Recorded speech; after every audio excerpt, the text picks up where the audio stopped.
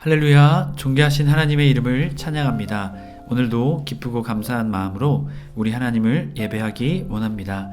3월 19일 화요일 아침 예배를 하나님께 드리겠습니다. 기도하겠습니다. 은혜와 사랑이 충만하신 하나님 아버지 감사합니다. 주님, 우리는 오늘 하루, 오늘 이 순간 주님을 의지하지 않고서는 살아갈 수 없는 존재들입니다. 이것을 믿음으로 믿기에 늘 주님 바라보게 하시고 주님만 구하는 우리 모두가 되게 하여 주시옵소서. 우리 구주 예수 그리스도의 이름으로 기도드립니다. 아멘. 시편의 말씀으로 우리 하나님을 찬양하기 원합니다. 시편 119편 45절 46절의 말씀입니다. 함께 읽습니다. 내가 주의 법도를 구하였사오니 자유롭게 걸어갈 것이오며 또 왕들 앞에서 주의 교훈들을 말할 때에 수치를 당하지 아니하게 싸우며. 아멘.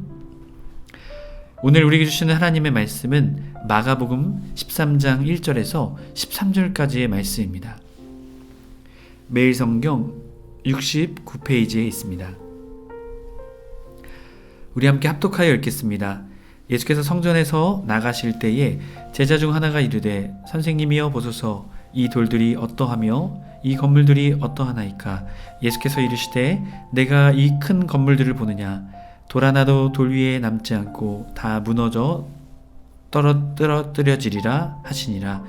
예수께서 감람산에서 성전을 마주대하여 앉으셨을 때에 베드로와 야고보와 요한과 안드레가 조용히 묻되 우리에게 이르소서 어느 때에 이런 일이 있겠사오며 이 모든 일이 이루어지려 할 때에 무슨 징조가 있사오리까. 예수께서 이르시되 너희가 사람의 미혹을 받지 않도록 주의하라. 많은 사람이 내 이름으로 와서 이르되 내가 그러하여 많은 사람을 미혹하리라. 난리와 난리의 소문을 들을 때에 두려워하지 말라. 이런 일이 있어야 하되 아직 끝은 아니니라. 민족이 나라가 나라를 대적하여 일어나겠고 곳곳에 지진이 있으며 기근이 있으리니 이는 재난의 시작이니라. 너희는 스스로 조심하라. 사람들이 너희를 공회에 넘겨주겠고 너희를 회당에서 매질하겠으며 나로 말미암아 너희가 권력자들과 임금들 앞에 서리니 이는 그들에게 증거가 되려 함이라. 또 복음이 먼저 만국에 전파되어야 할 것이니라. 사람들이 너희를 끌어다가 넘겨줄 때에 무슨 말을 할까 미리 염려하지 말고 무엇이든지 그때에 너희에게 주시는 그 말을 하라. 말하는 이는 너희가 아니요 성령이시니라. 형제가 형제를 아버지가 자식을 죽는 데에 내어주며 자식들이 부모를 대적하여 죽게 하리라. 또 너희가 내 이름으로 말미암아 모든 사람에게 미움을 받을 것이나 끝까지 견디는 자는 구원을 받으리라. 아멘. 할렐루야. 오늘 하루의 첫 시작을 주님을 바라봄으로 주님께 기도함으로 간구함으로 나아가는 해림의 모든 성도님들의 삶을 주님의 이름으로 축복하십니다. 오늘 말씀은 끝은 아니니라 라는 제목으로 은혜의 말씀 나누고자 합니다. 예수님은 성전 파괴를 선언하십니다. 그 후에 때와 징조를 질문하는 제자들에게 말씀하십니다. 징조로 오인될 예를 일러주시며 주의를 요구하십니다. 감람산에 오르신 후에 제자들은 성전의 파괴의 예언을 언제 이루어질지 주님께 묻습니다. 예수님은 먼저 종말의 때에 있을 징조를 예언하십니다. 종말의 징조는 거짓 그리스도, 전쟁, 또한 민족의 분쟁, 지진, 기근, 또한 성도들에 대한 핍박 등이 있음을 말씀하시죠. 하지만 예수님은 종말의 징조 그 자체가 종말이 아니다 말씀하시며 오히려 재난의 시작이라 말씀하십니다. 진짜 종말은 복음이 만국에 전파될 때에 진정한 종말이 일어나게 될 것이다 말씀하고 계시죠. 이것을 통해서 주님은 놀라운 일들을 이 제자들에게 말씀하십니다. 먼저 1절부터 2절까지의 말씀은 성전 파괴를 예고하십니다. 변화의 가능성이 없자 주님께서는 성전이 파괴될 것을 예언하십니다. 실제 AD 70년에 로마의에서 예루살렘 성전은 무너지게 됩니다. 1절 말씀 제자 중 하나가 이르되 선생님이여 보소서 이 돌들이 어떠하며 이 건물들이 어떠하니까. 예수께서 이르시되 이 큰 건물을 보느냐. 돌 하나도 돌 위에 남지 않고 다 무너뜨려지리라 하시니라. 제자 중에 하나가 예루살렘의 성전의 멸망을 물어보게 되죠. 그러자 주님께서는 이 아름다운 것들이 어떻게 돼요? 다 무너지게 될 것이다 라고 말하고 있죠. 예루살렘 성이 함락될 때 성전도 파괴됩니다. 철저하게 하나님의 심판이 이루어지게 되죠.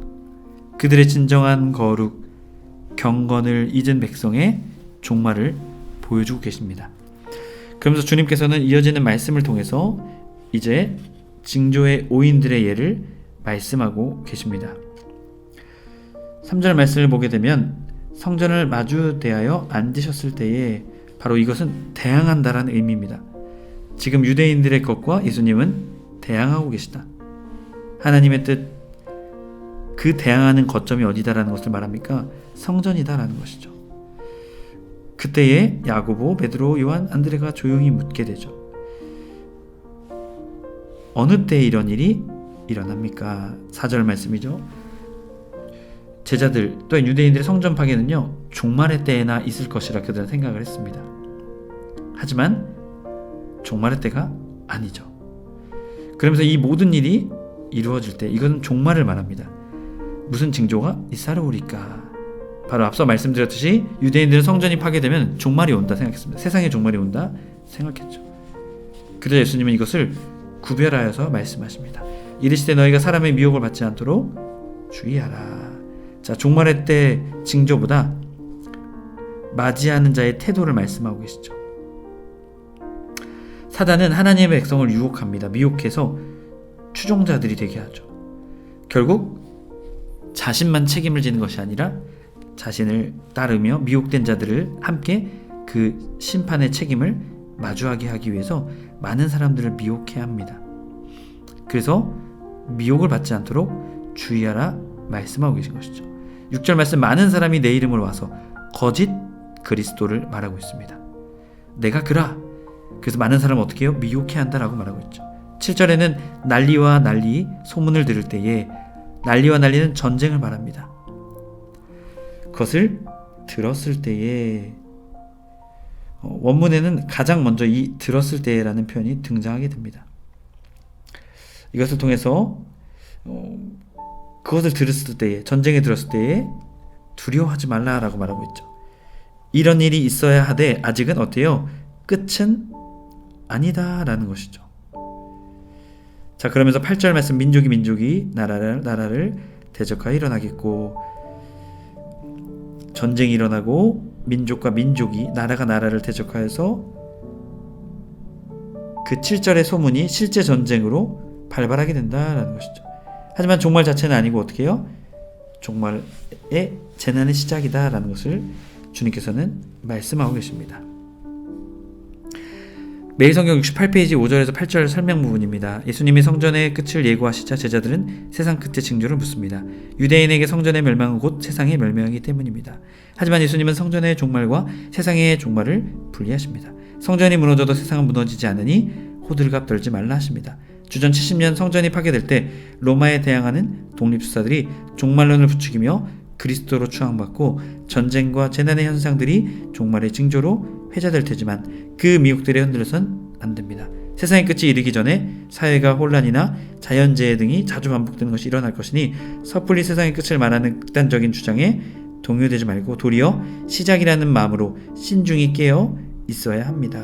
아멘. 여러분, 그렇기에 종말에 우리의 마음이 좌지돼서는 안 되죠. 우리는 오늘 우리에게 주어진 삶, 마지막 때까지 성실하게 최선을 다해 살아갈 때, 그 마지막 때가 되었을 때 주님은 우리에게 그것을 말씀해 주시고 알려주실 것입니다. 그렇기에 종말에 집중할 것이 아니라 오늘 우리에게 주어진 삶 최선을 다하며 주님의 뜻을 구하며 주님의 뜻 순종하며 살아가는 저와 여러분의 삶이 되길 주님의 이름으로 축복합니다.